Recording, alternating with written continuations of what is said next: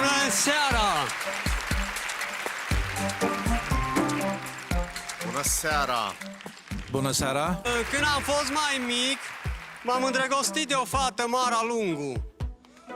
Și pentru că n-am putut-o avea, am băgat degetele în priză și m-a scuturat curentul.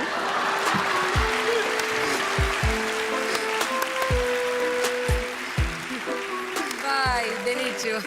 Și ea ce a zis? ea a auzit de chestia asta. O să fie foarte bucuroasă că îi Vezi că spui avem numele. priza acolo.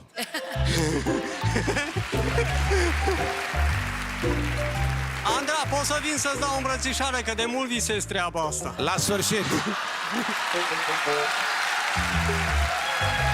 La sfârșit. Ești căsătorit?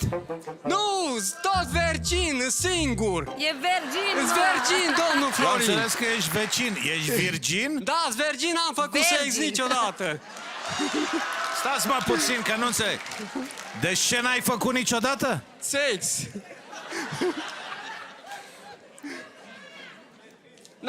N-am avut noroc în viață de o fată ca să mă... Deci prin sex înțelegi sex cu o fată, nu? Da, da, mi-au propus și băieți, dar i-am refuzat.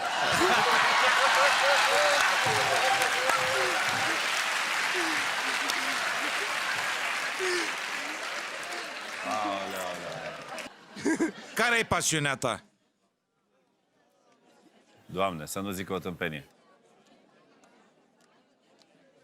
Îmi place să ling fetele pe umeri, dacă ești serios. Curios. De la mine nu mai prins îmbrățișare. Și ce filme îți place să vezi la televizor?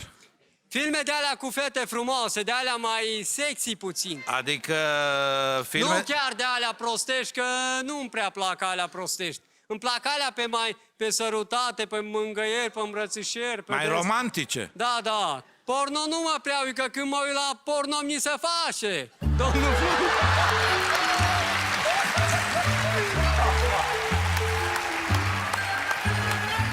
N-ai cum! N-ai cum! Și cum rezolvi? Și cum rezolvi? cu mâna!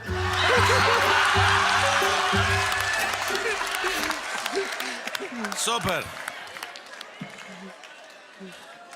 Deci, în cinstea tuturor băieților care am făcut armata, Grigore, ai un sincer și sănătos bravo de la noi.